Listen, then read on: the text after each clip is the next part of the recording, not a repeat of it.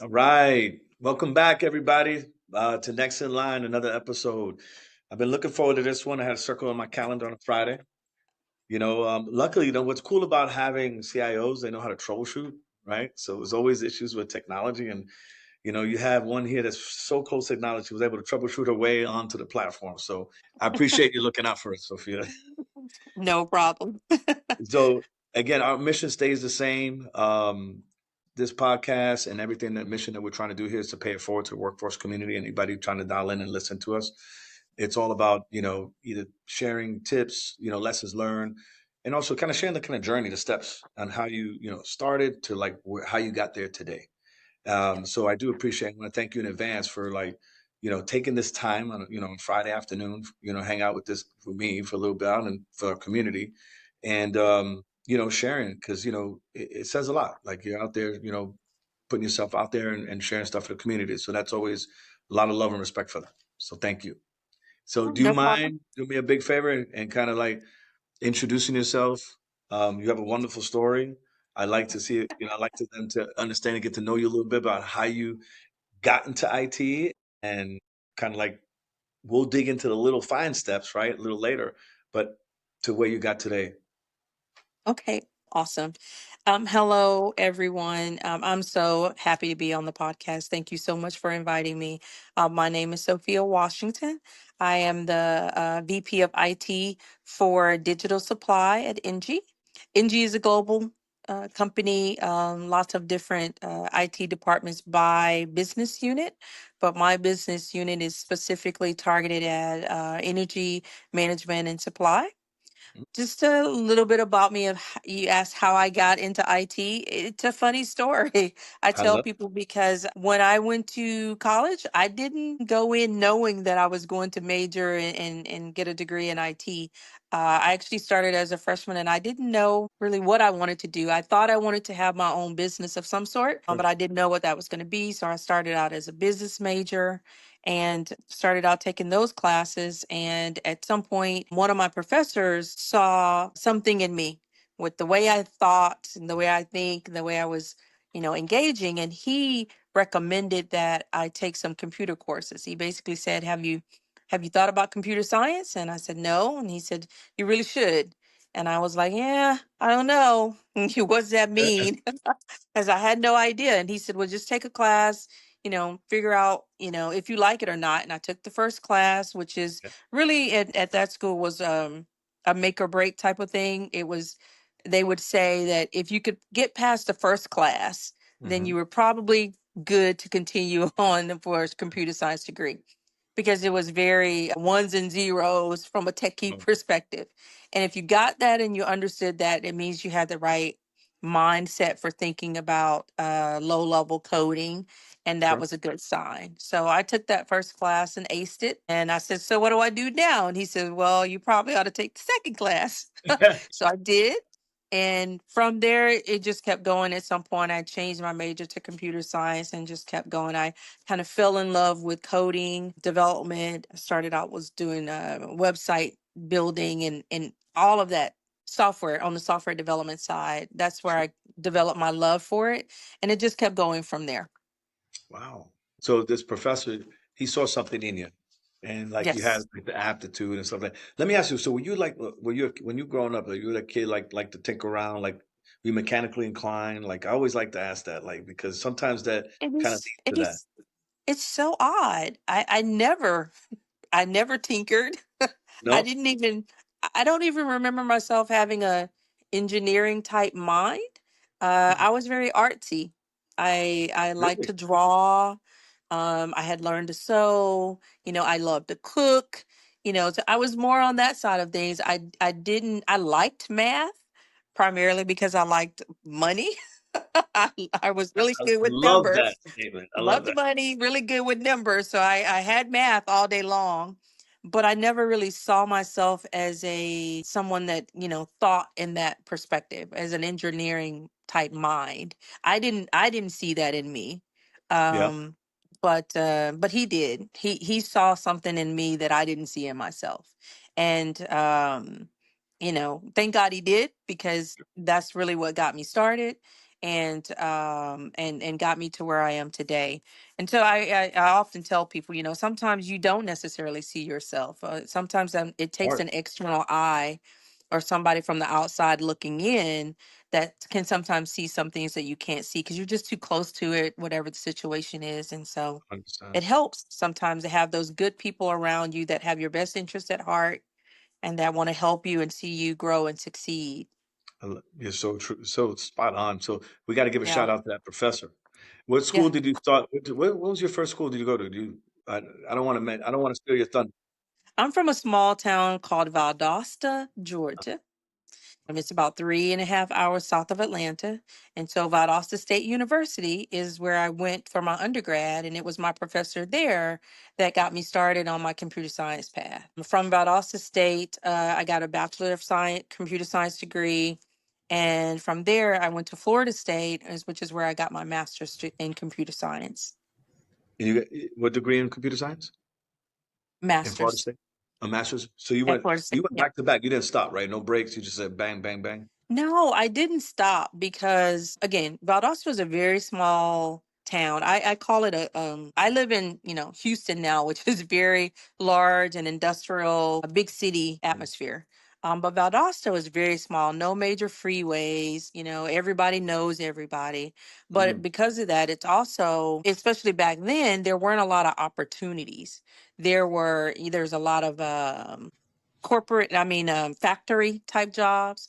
yeah. So a lot of people go there. They work in the factories, which is good and fine. My mom and dad worked in factories and actually ended up retiring both from the same factory. They worked together in Wow. different departments, Okay. but in factory jobs. So it was more of factory jobs or going to be in the medical community. So it was a lot of a huge hospital there.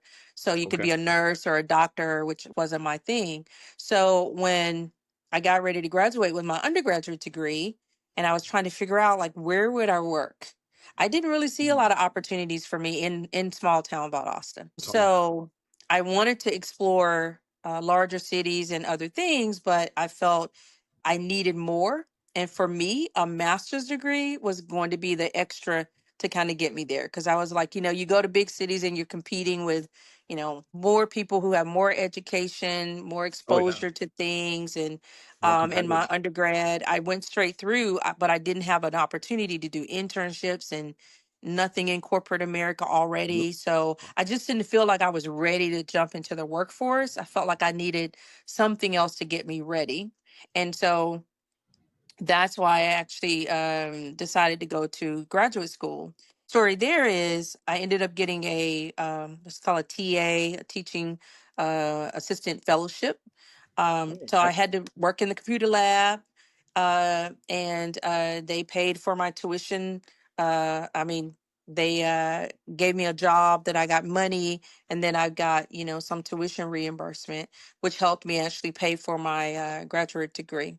Wow. Part of my education, my undergrad and the initial parts of my grad, almost all of it to the end, were paid for by my inheritance. And let me just tell you this story. My grandfather also was in Valdosta, was a butler of sorts. I'll call it a butler of sorts. Um, it doesn't seem like it was that long ago, but call it 60, 70 years ago, it was still pretty prevalent that there were in these small towns large white families that owned the majority of the families. They owned the fields, and there was a lot of people still working in servitude type jobs, and my grandfather did. He worked for the very well known, rich, large white family in Valdosta. He Okay. was their butler. He helped raise their kids. He was cook. He was the driver.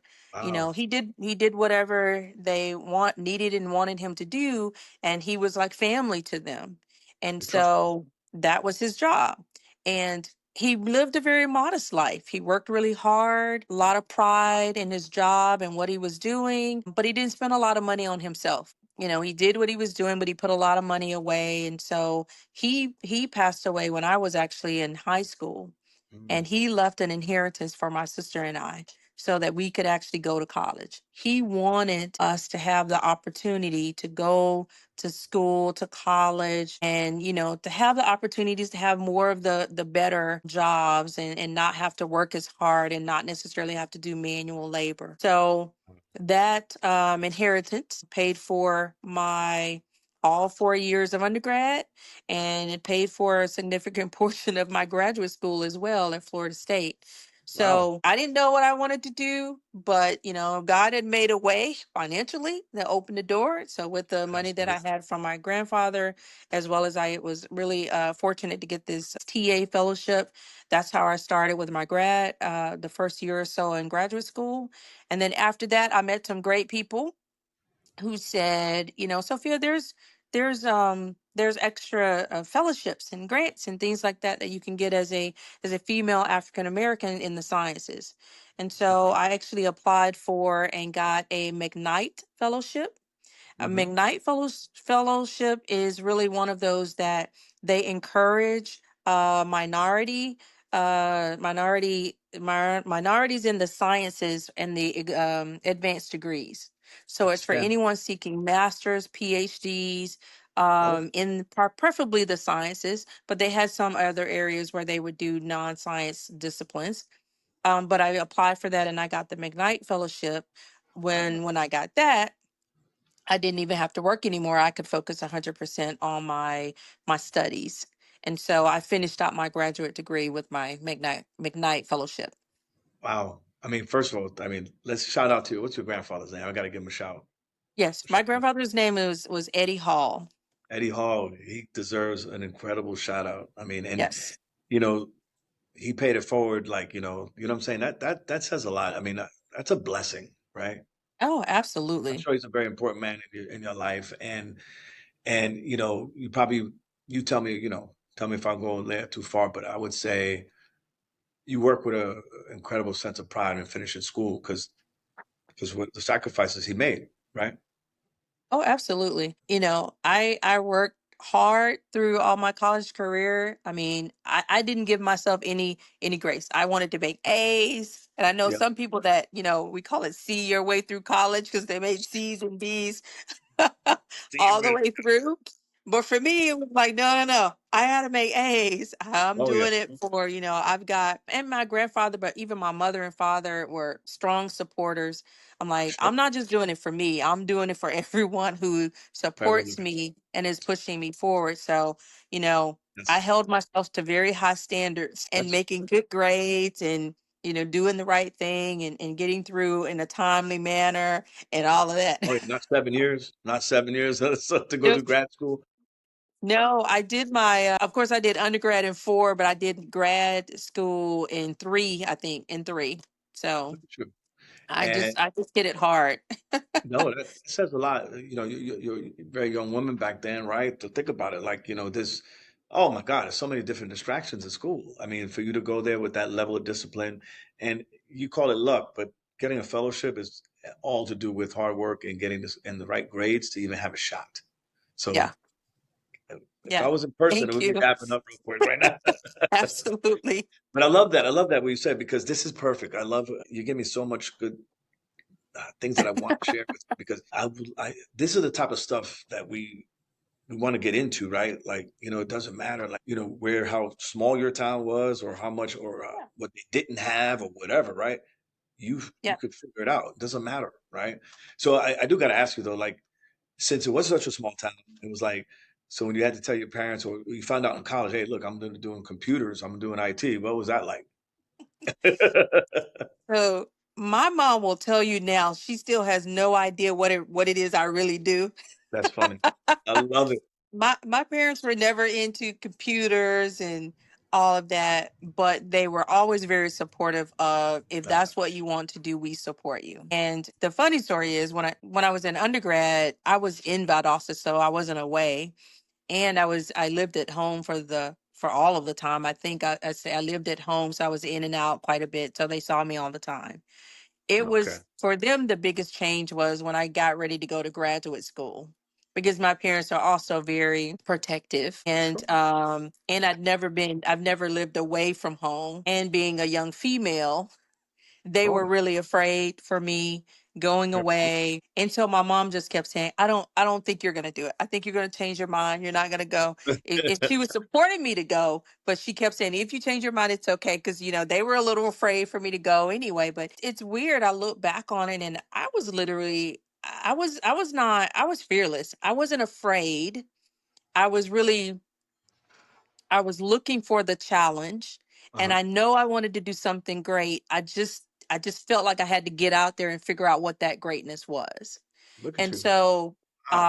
they supported me with yes, you can be great, you can do great. We're still a little bit afraid, but we're not going to hold you back. They're your And parents. so so they didn't push me, but they held my hand and they Yeah. gave me all the support that I needed to make that transition because I mean, if you guys know Florida State is in Tallahassee, which is not that big of a town, but No. it's bigger than Valdosta. Oh yeah. And so it's not like I went, huge way. So that was like the first big change going just from Valdosta to Tallahassee for graduate school and living alone and all those kind of things because I was still quite young and I'd never lived out on my own before. It was the first time I was kind of out on my own.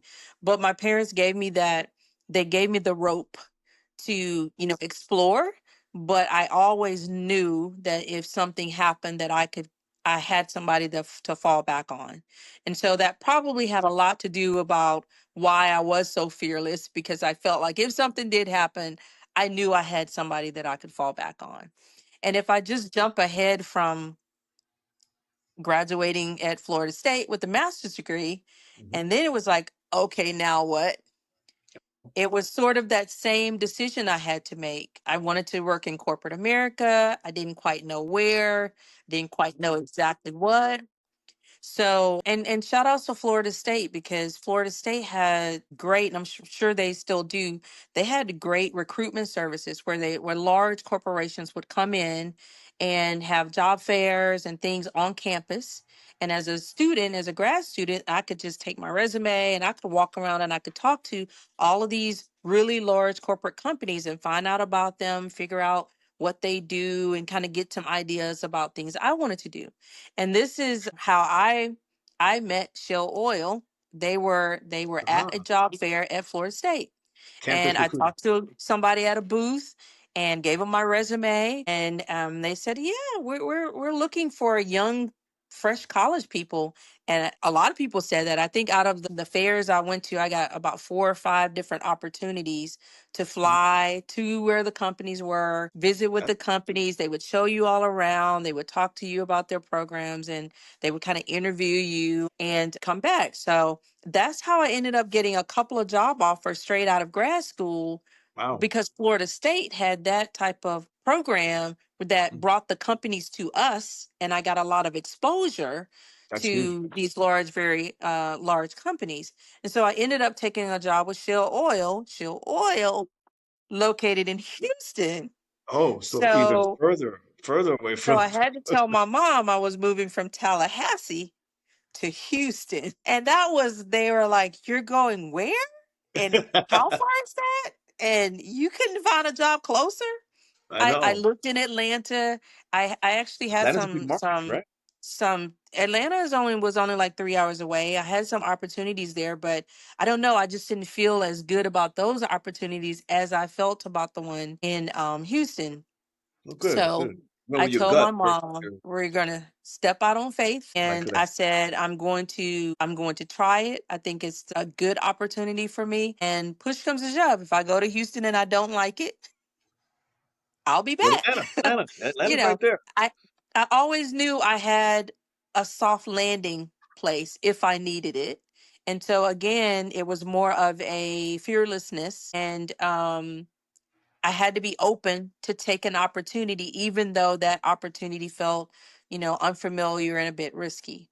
But For sure. long story short, I moved to Houston, started my job at Shell Oil, which is in an energy, oil and gas. Big time. And, many, many years later, I'm still working in energy, oil and gas, still in IT. And, it worked out great. Your whole career has been in energy and oil and gas?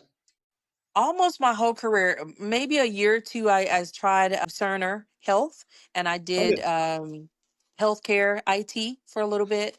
I was Oh yeah. doing really well there, but they were moving the IT department to, I want to say it was Kansas City at the time. They are. You're And right. I was just like, no, I moved to Houston. I love it here in Houston.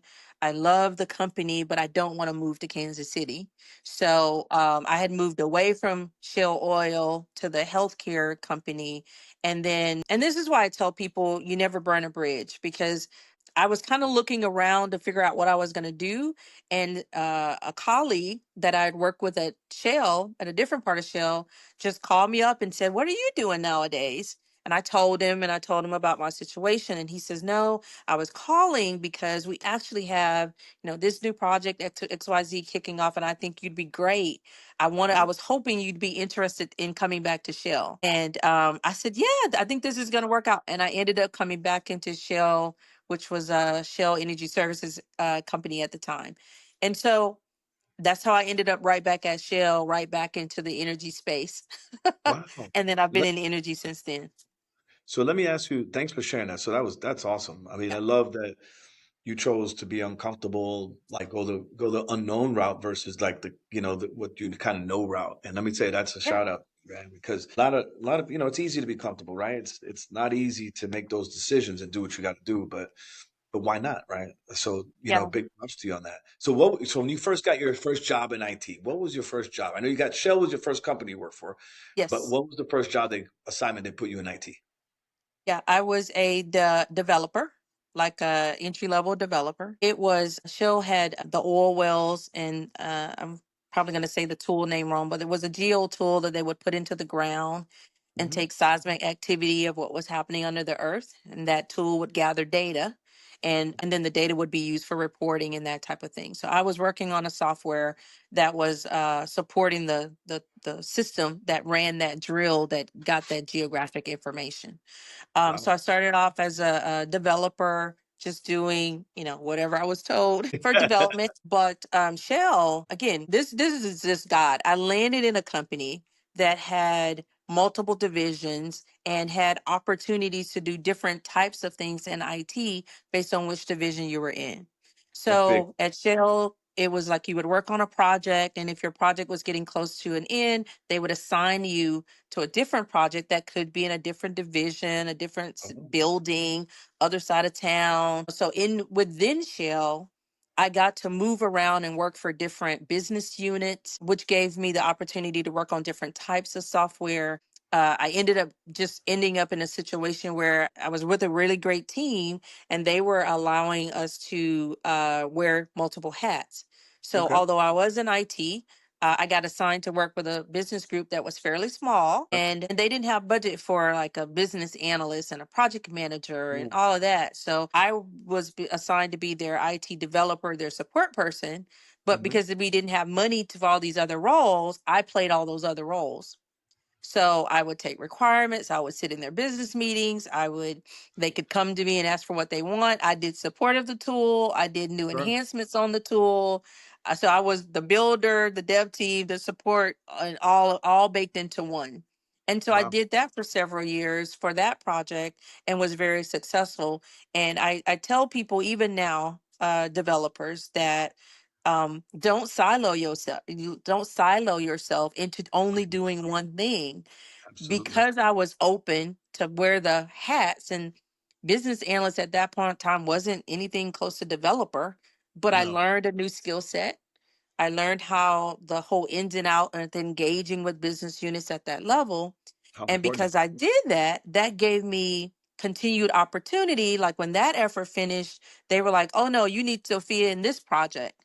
Oh And then I yeah. was asked to run the project myself after having kind of done these other things. And so it just naturally progressed into bigger and better, more challenging opportunities at Yeah. Shell, and it just continued to grow. And I tell people it wasn't because I was doing anything super special, because they would often say, "Hey, can you do XYZ?" And I would say, honestly, I've never done that before.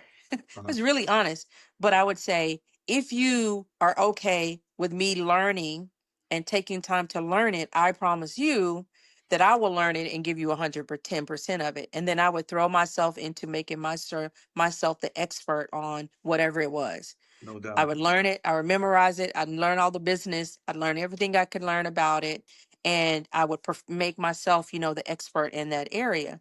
And that just became my routine. They would give me something else new, and I'd say same thing. I've never done that before.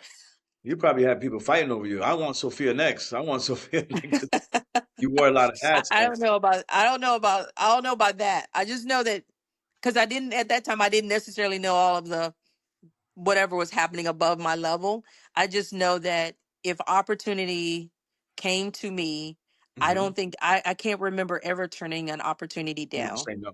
Yeah, I I couldn't would agree with I don't know what it is. I've never done it before, but give me an opportunity to learn and I will learn it and give you 110%. And that was my work ethic. I love And it. that really worked for me. So I often tell people, don't silo yourself into only doing one thing.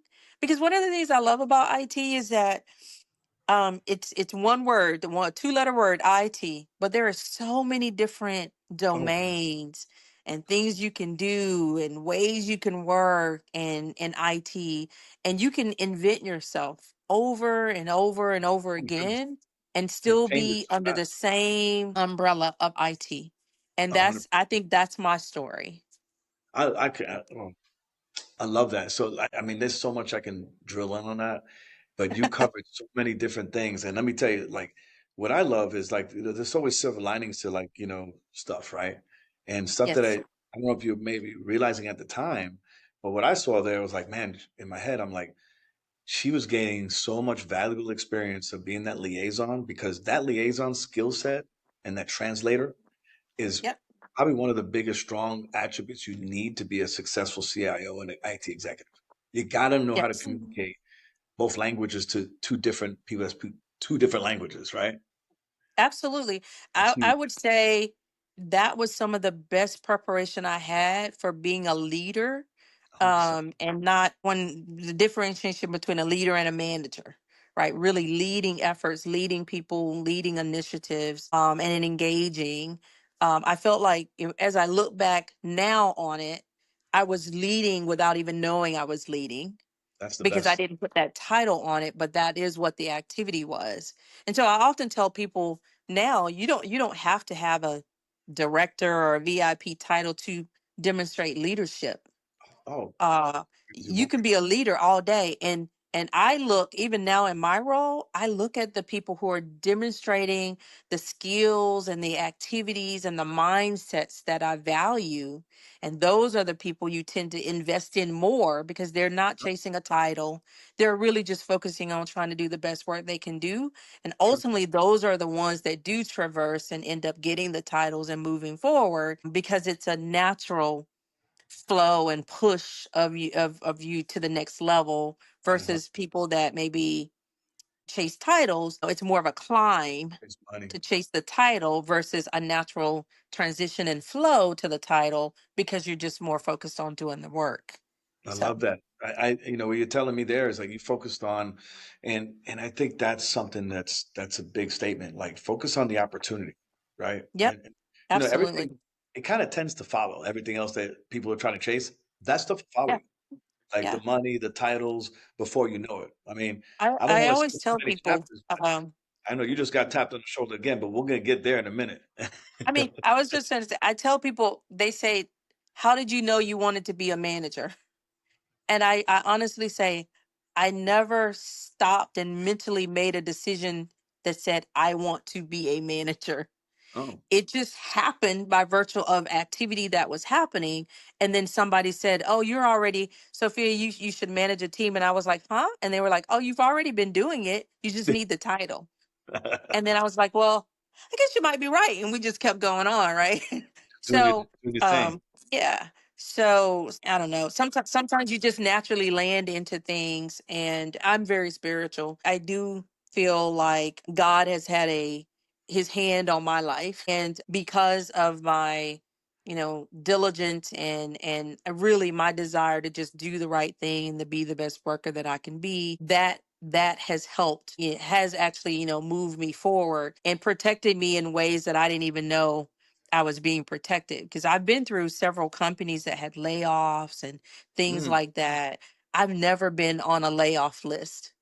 Oh And wow. so that's odd because I was, even for the division of Shell that I was working with, it got bought out by another company. That company got bought out by another company. So there were Yeah. about two or three buyouts over a 8-year period or 8 to 10 year period. If you Uh-huh. look at my resume, people will say, "Oh, well, every couple of years you were changing companies," and I was like, "No, I wasn't. That Nope. was the company getting acquired and then acquired and acquired, and I was never on a layoff list. I Look was at that. always one of the ones that they thought well enough of that they wanted to keep and maintain. And so I just kept going with whoever the new owners were. I didn't ever quit Mhm. whatever. I stayed and endured and did my job, and Mhm. it just moved me forward. You're on So the I victim feel list. like that's a blessing because anything could have happened, but I feel like I was covered. No, yeah, I I love that you mentioned that because like the spiritual piece of it is big for me, and I was like, we don't do this alone, right? Like Exactly. and but I will tell you, like you weren't on the layoff list, you were on a I gotta keep I gotta keep her list. That's what you were. That's phenomenal. Like that says a Yeah. lot about like Yeah. and I think that goes into like because it's easier said than done, right? Like, hey, don't focus on that, just focus on the work, right? It's hard Right. to not be distracted. But I Yep. think what helps you is the faith, your spiritual, like keeps you locked in. You're gonna be you're gonna be taken care of. That's why you share with. Is that pretty much it, right? I always feel like I'm not in control of my own destiny, Hmm. and whatever the path is that I'm put on, that's the path that he meant to put me on. And I just have to trust and believe that it's going to land in a way that's going to work for me. So that's just how I choose to look at it. I love And again, it's working for me. I wouldn't I don't that. I Hey, don't I the don't try to tell playbook was people what to working. do, but if you ask me, and people want to know, like, how do you stay positive all the time?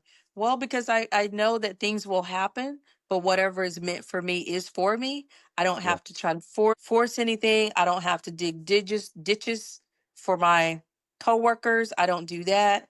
I just show up and be the best me that I can be, and trust that my path is my path and it's going to work out for me. good things tend to happen when you have that level of that focus on doing what you got to do and doing the right things. Really Yeah. keeping it simple. Wow. Yeah. I mean, there's a couple more that I definitely got to double click a couple here. So like, so when did you? I know people told you like, hey, you've been doing this management thing for a while, but when did you realize like leadership was actually your lane? I want to say it was probably around 2003, 2004. Okay. And I was working for a company, and I had been leading and leading small teams, and but that was one of my opportunities where they actually wanted me to lead a much larger group. And Okay. part of that was me leading people that were previously my peers and performance reviews. And by leading, I mean not just leading the IT part, but really managing them, as in coaching, mentoring, performance reviews, hiring, firing, and that type of thing. And so that when I took that on, that was harder for me.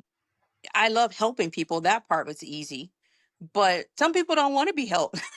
No, And so, different. and when you get to the harder part of trying to manage people through growth, and not everybody shares my perspective of how I want to grow. Not everybody wants to grow. Some people want to just show up and be in their bubble and do their thing and go home. And Yeah. so I had to figure out, okay, Sophia, not from just from the IT perspective, but how do I want to show up as with empathy and understanding other people's perspective, and Sure. define the real type of leader that I want to be.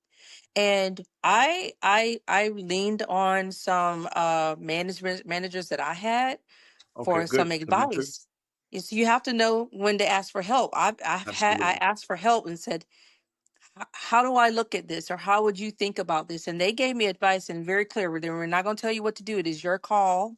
your Mm. decision on how you do it, but here's some things to think about. And then I asked at some point to take training for a long time. I was leading groups and teams from a technical perspective. I'd never been trained in leadership. I was just doing what came naturally to me. But at Mm. some point, Figured it out. some of it is a little more than what comes naturally. Some people management can be hard, I and oh, I didn't really know what to do with it. So I asked, "Can I take some training?" And of course, I was told yes. I took some training on empathy. I took training on how to lead from a place of understanding. I took some training on making the hard decisions and things you need to consider when you're hiring and firing and performance reviews and all that stuff. I took as much training as I could get, and then I tried to take everything that I learned and apply it, because to me that's where if you ask me what to do about a system or about code, that was pretty easy. oh, But when it oh came yeah, to I the got you the there. people management piece, that got a little hard. And I tell people now, for people that are going through that path trying to decide if they want to be people managers or just stay technical, it's different and it's challenging, but Very. you have to attack it like you attack everything else. It's a learned skill, It and is. you have to put time and energy to learning how to do it well, the same way you put time and energy into learning how to I code and do development well. I couldn't And agree so with I you. had to invest in me to so that I could bring the best leader that I could be to these situations. And I know, like, over my years I'd had managers, some that I really loved, others that I was challenged with just understanding their perspective. And that also I kind of, mentally go back to, what managers had I worked with, and what were the good qualities out of different people that I liked, that I wanted to emulate and be that type of manager. And then I tried to bring that to my how I was managing. So in those early years when it really started to switch, where it wasn't necessarily about managing the technical project and the output of the deliverable for IT, and it became more about also people management and Oh, team building and that type of thing. Yeah, I had to stop, oh, for sure. evaluate, learn, train, and put some energy into what type of leader do I want to be and how do I want to present. Now, through all of that, I learned that servant leader is my leadership type. I like to lead by example. I like to lead with openness and honesty. And I do feel like people, although they don't necessarily want to hear the honesty, sometimes they do appreciate it. And I'll give you an example here in a second about how that really played out, in real time for me in this one particular situation. In this situation, I was working with a technical resource, and she was super, super smart, super technical, hard to engage with, and she was very stubborn. So the other IT members, everybody respected her for her level of skill set, but they didn't like her from the perspective of she had a very harsh tone. You Mm. know, she kind of felt like if she was working in a team, only her work was right. She would undo other people's code and rewrite it to Mm. her own code. The business people respected her because if they had a problem, they knew she could fix it. But Ah, then if they went to her and said, "Hey, can you do XYZ for me?" She would say, "No, you don't need that. I'm not doing that." She would kind of do, and she was very smart. She knew her blunt stuff, like but because of that, she would, offend people. And that. so they were like, "Sophia, she reports to you. You have to do something." Oh, And I'm like, man, that's "What? good. What am I gonna do?" So her history before she was reporting to me, like, if you know performance reviews, typically fours and fives are always top performers. She had always gotten fours and fives on her performance reviews. No Oh, one, no IT manager had ever challenged her on her soft skills no, because she was so strong technically. they didn't want to risk anything, They right? didn't want to risk her quitting, losing her. But I thought really hard. I wrote out her performance review. I was writing it out with empathy and compassion. And when I had the meeting with her and we talked about all the great things she did technically, I had to be really honest and say, "I'm not going to give you a five because of these reasons. You have to learn engagement with the business. You have to cooperate with your IT team members. And here's things." And I was offering how I could help her do it. And she was really upset. She got really mad. She started crying. So it got a little intense there, but I just kept reinforcing that this is not to hurt you. And she said, no, at that time, she's like, I hadn't, nobody given me a five and had not given me a five in years. Probably hasn't heard She said, before. you're Yeah. jealous of me. You don't want me to Oh, succeed and blah, blah. And I kept saying, no, it's not that. I have the utmost respect for you. You're super technically strong, but we're trying to team build. I held strong. I told her the truth. I gave her written examples, but she was upset and she left. And, so she was upset with me for a while. so she left and everything? No, she didn't leave the company. I'm sorry. She left the review session Oh, and my she bad. was upset with me for a while. A little while later, maybe a month or so, she came and said to me, can I speak to you in a room? And I said, oh no, here it is. She's gonna quit. But I went to the room and she started False crying. security. Oh, She started crying and I was like, what? What did I do? Is something going on? What's wrong? And she said, no, I just want to tell you thank you. damn. And I said, okay, but what are you thanking me for? And she said, I was so mad at you for that performance review. She said, I have just been mad. And she said, I've been mad at home. And my husband kept saying, what are you mad about? What is going on with you? And she said, I finally told him. Sophia didn't give me a five. I actually had given her a very high three and rounded it to a four. She didn't give me a five. I hadn't had a five in years. And she said, her husband said, but why? What did she say? And so she told her husband all the stuff that I told her. Hmm. And her husband said, Sophia knows you perfectly. That is you in a nutshell. He I said, love that. that is exactly you. And he said, you do me like that at home. And By she the said, way, you do I it like don't. that. And he said, you do. And he said, you don't realize it, but you She rub didn't. people the wrong way because of this. And he said, you're mad at her. You should be thanking her because she is trying to help you. And that really is honest feedback. And she said, my husband told me that. And I had to go sit with myself and really take a look at how am I behaving? How are people potentially really perceiving me? And she said, I had to just realize what you were saying was true. And she said, I'm so sorry. Thank you. Because she said, if I would have known and had that feedback earlier, Yeah, I could have been addressing it. But nobody told me that. You're the first person who was honest with me about it. And she said, even though I was mad with you, I totally trusted. And I know my husband, and he would not tell me of anything course. to hurt me or anything bad. And when he agreed with what you said, I have to admit that what you're saying is true and honest. And she said, thank you. She hugged my neck and she said, I That- want to work with you. I want to be better. I want to be part of the team. And I want to be here as long as I can work for you. Oh my. Oh. And we just had an embrace and we went out and she just did great. She just did awesome. And Look at that. so things like that help me with yes.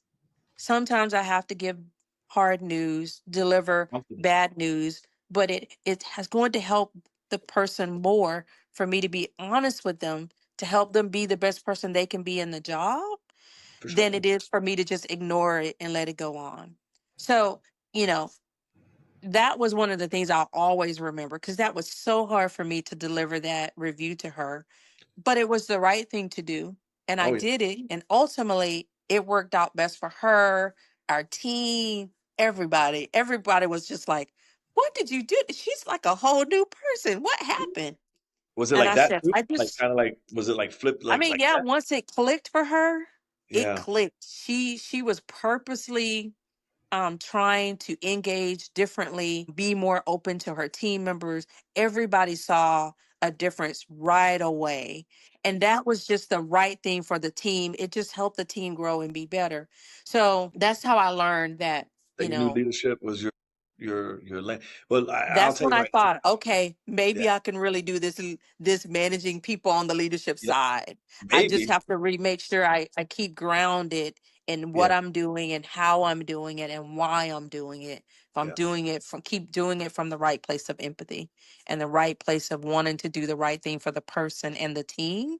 And that's gonna, get me through. And so, you know, Sophia, giving tough feedback, it's hard to do. It's not fun. It's it's not, very hard to do. you And a know, lot of managers avoid it because they don't want, they don't want to upset people. They would rather have it just go rather than to really deal with it head on. But I do feel like, and having been in several jobs where I started just me as a team now and having to build a team from ground up, the people that you work with, sometimes you're with those people more than you're with your family, Okay. with all the Oh, hours that we work. So you 100%. really want to make sure that you trust and you have some level of good positive working relationship with those folks. That's how I feel about it. And I try to make my team feel good about the fact that we're a team. We cover each other's back, we help each other, but we also push each other to be better. We challenge each other to Hold each grow other and to accountable. do the next thing. And that's what makes us really good as a team, as a unit. That's huge. Well, I know I got it. Yeah. All right. I got to point out a couple of things that I just think are phenomenal. Because first of all, like, I think every manager, like I know you myself and stuff, like, you find yourself avoiding stuff. And I don't want, you're just like, man, Mhm. like, you know what I'm talking about? The energy that, it's like, they're not going to take it the right way. They're going to think it's you against them. But you know what though? Like, look what you did for her. Look at the result that happened to her. You just leveled her up. You made her even better. She was already great, her skill set from a Yeah. tech. You just got her to be elite. If she Yeah. stays in that balance, she's probably, I don't know what she's doing today, but if she Yeah. stayed on that course, she could probably do a lot of different things. A Yeah, lot of stuff. absolutely. Absolutely. Because I mean, I feel like she was pigeonholed before because we knew she could do one thing really, really great, Yeah. and everybody respected her in that level, but she was super good technically. I mean, again, I know a lot of I've come across a lot of developers and people with Yeah. super, super good technical skills. And so what I try to tell people is that success in IT is not just necessarily about your technical skill, No. because it's not. I mean, maybe after COVID it got a little bit more like being by yourself in a room coding, but for the most part, most of our teams and our engagements were, you had to deliver the code and stuff right, but how you explained it to your business counterparts, how you explained it, how they understand it, how you understand how they're going to use it, how you support it when they come to you with something's broken or not working right, how you respond to them, the relationship you build there, then is where you get to be golden. And that, on top of your technical skill set, is what makes you a five, or what we call a rock star from a performance perspective. It's Yeah. really hard to be good in a corner and only you know that you're good in that corner. You kind of have to, share it You and know, be doing other things that make what you're doing add value to the overall organization. And I that's agree. that's really what we value as the quote unquote rock stars. I agree. I just think, being that one skill set enough, like it's not enough today. Yeah. Yeah. It's just not, you can't get anywhere with that. I mean, and that usually doesn't work out in those cases. They usually do, Yeah. it doesn't matter how Those strong, folks usually bounce from job to jobs quite a bit. Yep. 100%. And I bet you the other silver lining is the husband must be a big fan of you. You probably hooked him up. He's like, you've been doing this to me the whole time. Thank you, Sophia. You're probably getting Christmas cards from them all year round, right? And the funny thing is, I never got to meet her husband because he never No, came to any of the company events or anything. But I used to always say, if and when I meet your husband, I'm gonna give him a big hug, and she you would guys gonna just look at laugh. you guys. Thank you. You've been thanking each other, thanking each other. I love that though, man. Yeah, Exactly. good for you. I mean, Sophia, that's what's up. That says a lot.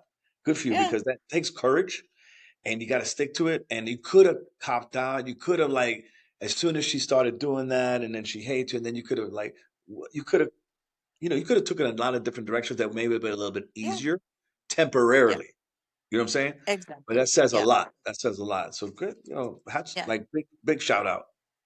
Big I always shout. tell people, I mean, it was risky. It could have gone either way. She could But have no, never told her husband, and she could have been mad at me to this day. I don't uh, know. But probably. I have to just go in and trusting that if we Yeah, do the right thing, then it's going to land ultimately in the right situation. it's coming from the That's right kind of how place to look at too, it. Yeah. right? You did it Yeah. from the right place. So I gotta double click a few things. So like you told me the first IT job, I love that. I mean, you went through that, and you basically the liaison role really kind of, to me, that probably put the foot on the gas on your career trajectory, right? So when was the first time you got tapped on to be like the VP status? Like, because that's now we're talking like a different level, right? So the year was that that was probably maybe about 8 years or so ago, 8 to 10 years ago. So I mean, being an African American female leader in IT, very quickly got to director status. I was at one particular company that I just tell people when they talk about the glass ceiling is real.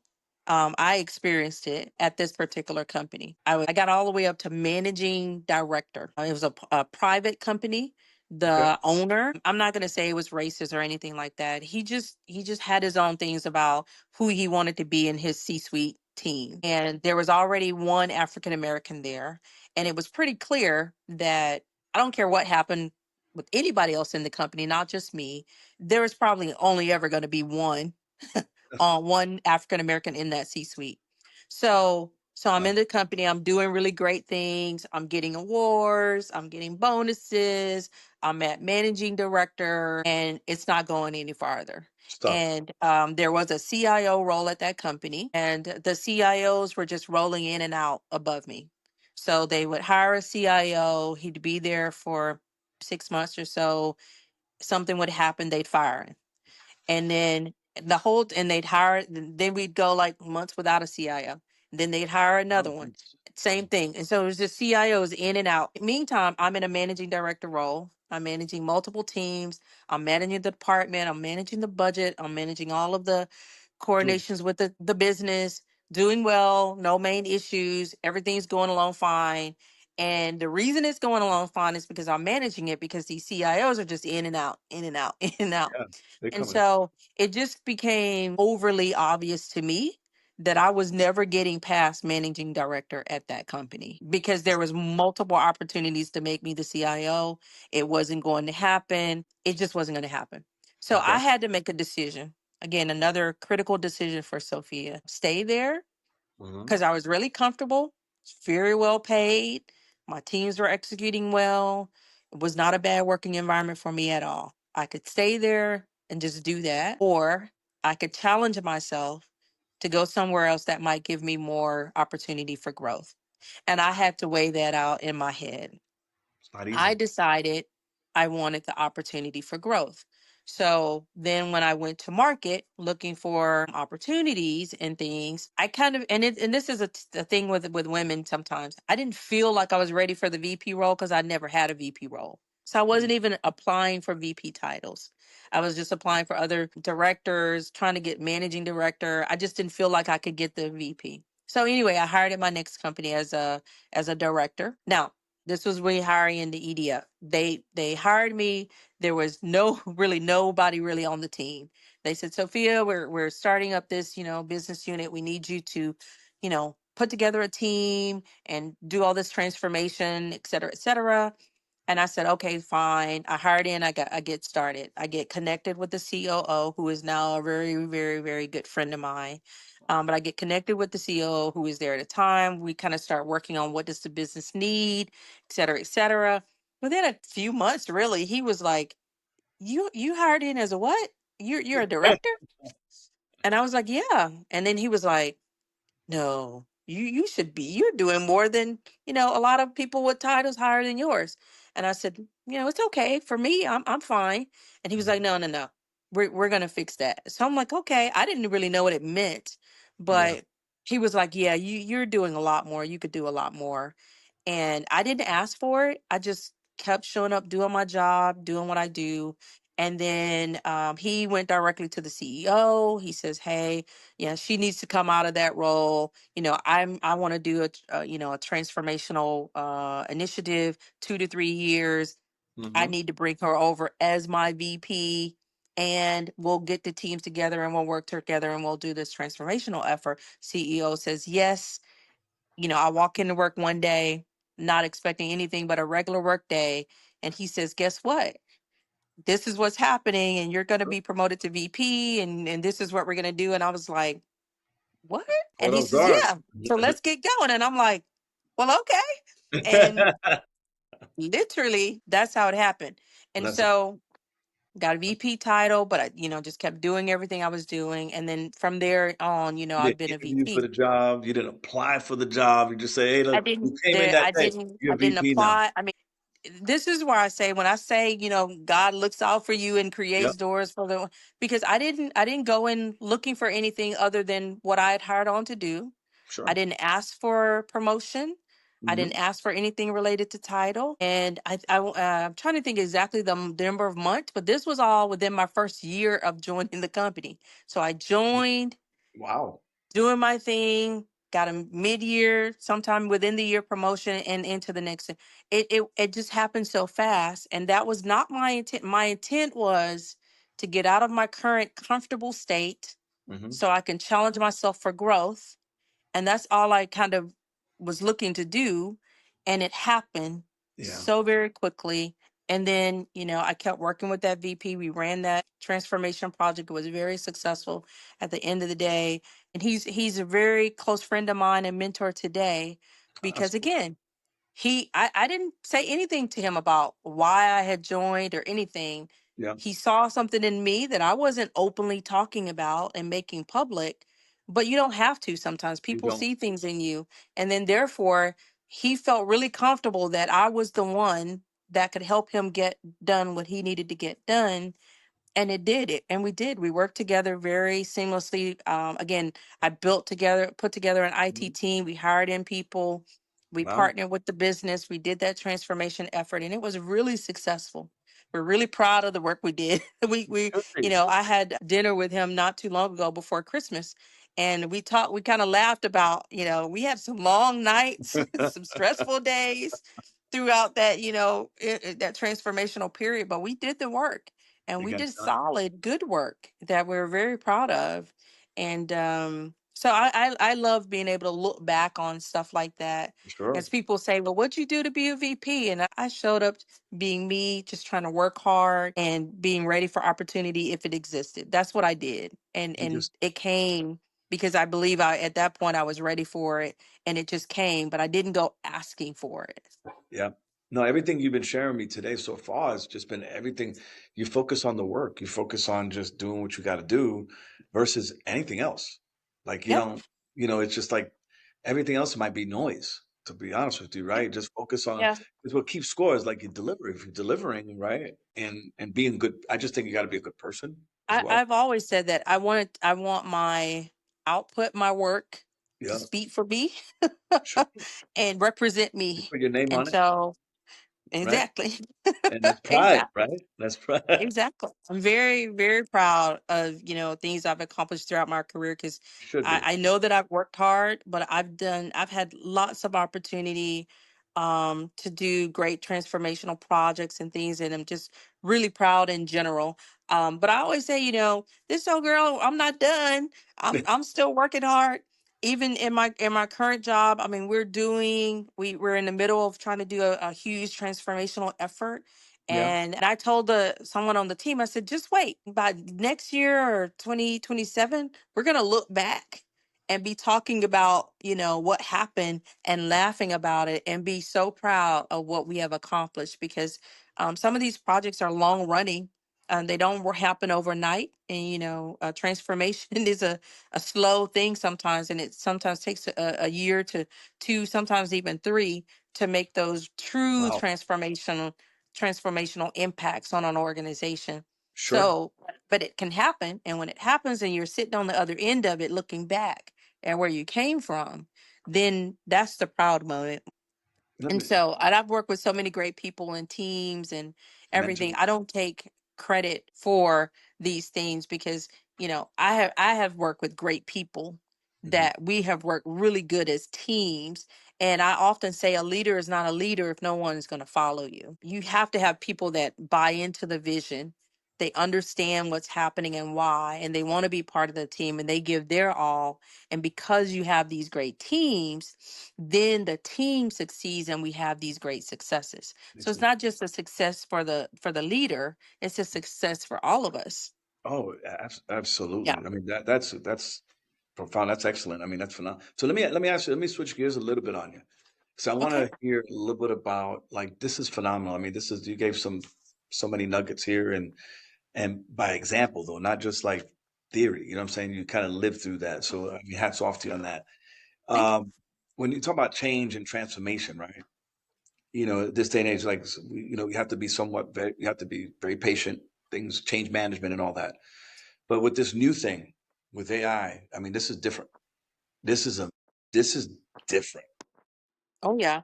Can you afford to be wait that long anymore? Like, or is this thing is forcing, is it So easier now because you have to make those changes because it changes so fast now? So AI is one that it's on the up. It's adoption for AI has been faster than adoption for any other technology that's come out.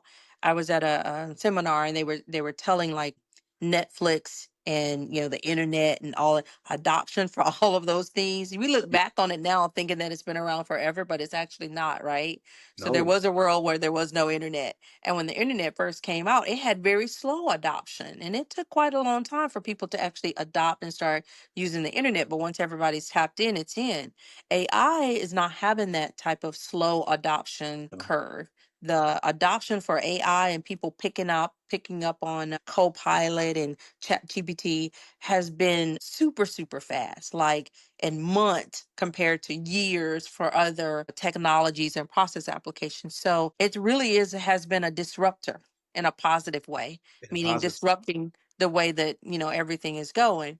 So for people like me that are leading IT teams, we have to figure out what's our balance, because I don't necessarily want to be on the cutting edge of AI, because if Hmm. you look at the Chat GPT models, like new ones are coming out every couple of months or so. Every So six I weeks. don't have people and or bandwidth to be on the cutting edge of knowing exactly what came out, which one is now better, which one are we using, et cetera, et cetera. But flip side of that is no company at this point can afford to be falling behind, because if you wait too long, then you're going to miss it. So Absolutely. we have to figure out where's our sweet spot. Okay. And so Definitely. for me and the current company, our sweet spot is for things that are published like the Copilot, Chat GPT, that we don't necessarily have to go build and construct and hard train, because those are easy things for people to pick up and learn. Sure. It's more of a let's put those tools into the hands of the community and let the Mhm. community start using them, getting the benefits of those enhancements. And so we're keeping up speed there. Mhm. From That's good. a platform perspective, as far as how we're impacting software and building of software, anytime we bring on a new software package, we're looking at how are they doing process automations. And even if they're not AI enabled right now, what are their roadmaps for making sure that they have it on their roadmap, that we're not blocking ourselves from That's right. being able to tap in and to tie in AI related technology as we build out our roadmap. And then we kind of incorporate that into our plans. So Mhm. maybe we start small on something that really is more impactful. Because I always like to say, for my current team, we're looking at a lot of AI type of systems and technologies, but we're still starting on the data side. Good stuff. AI is not good AI if it's not on top of some good solid data points, right? Foundation. Otherwise, we talk about hallucinations and things like that with AI, because if you put bad data in, it will give you answers that are not correct, or Absolutely. that we call it hallucinations, but it's correct per the data you gave them, but the data wasn't correct, therefore it's not correct. That's So right. we're also trying to focus on what does good data look like? What are our core data points that matter the most to us? How do we want to expose them? And then how do we guarantee accuracy and Hmm. completion of those data sets? And then if you're putting AI on top of that, then that's a golden pair. But it kind of goes together. So you can't really do AI when you're building out new platforms if you're not doing that in some conjunction with how are you making a gold source of data that's feeding that AI process. Doesn't have to necessarily be golden, but it can't be trash, right? So we have to start figuring out like when is good enough for your data that you can start presenting it and pushing it forward through some of these AI enabled processes. So for Those are us, those it's security. on those. I'm sorry. Where would you throw security in there? Oh, data so AI data security is not that bad. AI security, I mean, who knows? I think we're still struggling with that, right? That's part of the thing is that Mhm. when you're doing Copilot and Chat GPT and all those kind of stuff, we really need to ring fence it a little bit around how you're doing it from a secure fashion. Corporate companies, we can't let our corporate data just land on any open server. No, So I think as a community of AI, of users of AI on the IT side, people are figuring out what does that security model need to look like because it wasn't defined. It didn't come predefined, and people are kind of figuring it out as we go. So that's the other reason why for internal corporate data and things like that, building it in a controlled way that you know what your data is, you know who's got access to it, and you know specifically the types of tools that are accessing it. That's where we are. And building out what that roadmap needs to look like and how can we kind of step into that a little bit more for baby steps. But we have to be making progress. We can't sit on the sidelines. We have to be actively yeah, working those tasks and getting into it and figuring it out and moving it forward. But then all off the shelf type tools that kind of work for the end users, we can be letting them use those right away. So test we them. get Yeah. sort of the best of both worlds while we're trying to figure it out. Wow. No, I mean, that you just gave a beautiful lesson right there on like how you should approach AI because Mhm. it's powerful. It could take you to another level, but it also could take you the other way if you don't do it right. Exactly. You Yep. know, it could be Yep. catastrophic. But that change is like it's not if, it's you have to move forward with this. Oh yeah. There's no if, there's only when, and the when should be now for pretty much Yeah. everybody. You remember when the cloud came out? Like I remember as financial institution, I can't name any names, but we're a financial institution. We will never put us in the cloud. It will never happen. We're always going to be on prem. Absolutely. Ask them Yeah. now. So Whole it, new it whole took a new little world. longer, Everything is in the cloud now. 100%. So hundred no, this percent. wow. I mean, Sophia, you gave me so much. There's so many different things here. There's so many different things. But one thing as we wrap up, I wanted to ask you. What I've learned so far in this podcast, and it's been going. We're humbled because it's gone really well, very fast, and kind of faster than expected. We thought maybe 4 or 5 episodes. We're like 50 right now. Like it's Oh wild, wow. and Yeah. it's only been since like the summer, like in midsummer.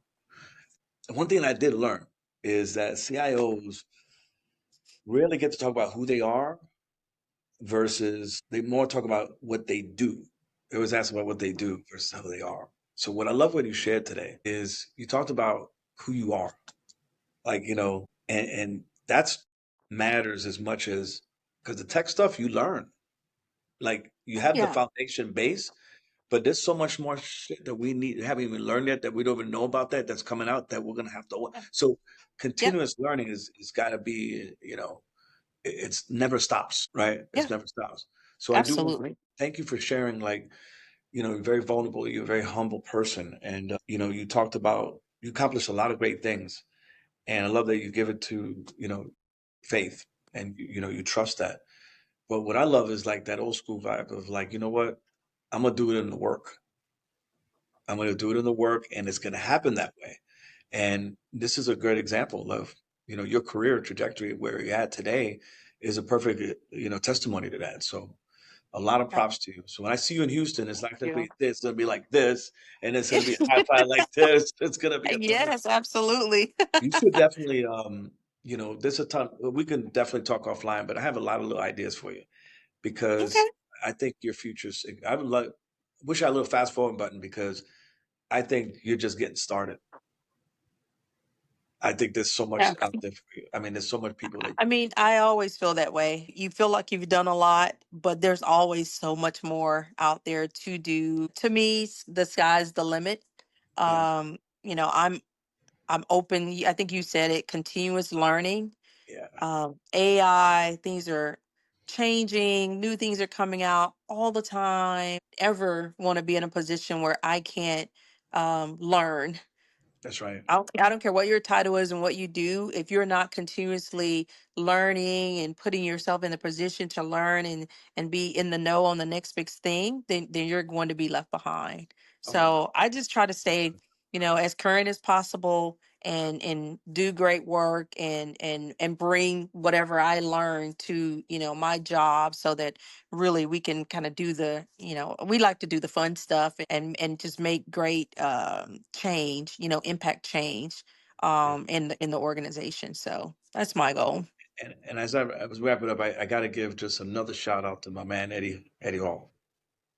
It's all started there, Granddad. You know what? I mean, that's awesome. And thanks for mentioning. Thanks for Yes. sharing that, by the way, because like we could all you don't know how that affects certain people. Like like we forget. People tend to forget how we got here sometimes.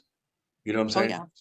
Yeah. It's good to be reminded, and I don't think it's a lot of people not on purpose. Like oh, I'm self-made and stuff like that. Now, sometimes it's so grinding.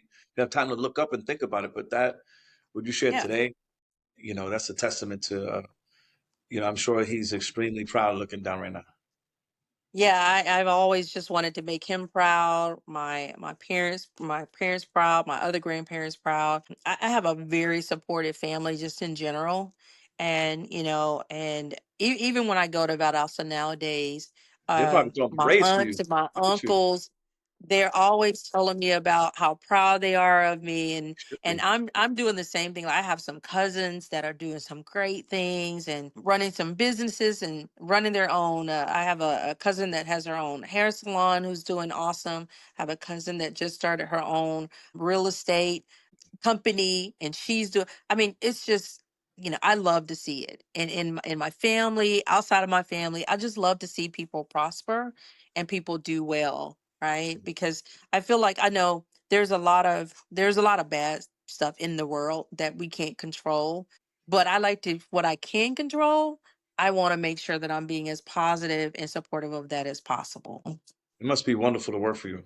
It must be you're good I people. hope so. I try to make it fun for the for the teams. We work hard, they work hard, I must say, but I try to make it fun. I try to reward people and make sure people know that I am very appreciative of everything that they do. And I just keep saying it. There's nothing that I did that I could have done as Sophia alone. I don't know anybody that does, everything alone. I mean, we have to work together, we have to partner, and we have to work together as teams to get these things done. And so my success is also weighted by, I put myself in the right opportunity, but if I didn't have the right people, you Oh, know, buying into the vision, giving their all, working late hours, doing all types of stuff to make sure that the code got done and it was deployed correctly. And, and sometimes outside people aren't nice to IT people. Some people don't no. always, the grind that IT people are going through. So especially if they have a problem or something, then they Oh, for sure. sometimes the support is hard on the folks that are having to, It's hard to respond see. to people that are upset about whatever is happening, because our systems aren't always up and perfect. But That's right. those guys, over my career, I've just really worked with really great people that have just helped make it happen, and I couldn't have done it without them. Great for good. You're such a. I mean, there's so many different, like, my vocabulary sometimes, but like, you're just a badass. Like you're just. I But look, I want appreciate you to. it. Thanks for joining on us today, and thanks for Oh, your thank you time. for inviting me. I, Of I course, definitely enjoyed talking to you. but you're a blessing to talk to. So, shout out to you and everything you've done, and your team, and everybody, your fam. Yes, yes. Thank you. And have a great year. It's You going to be too. a good 2026. That's right.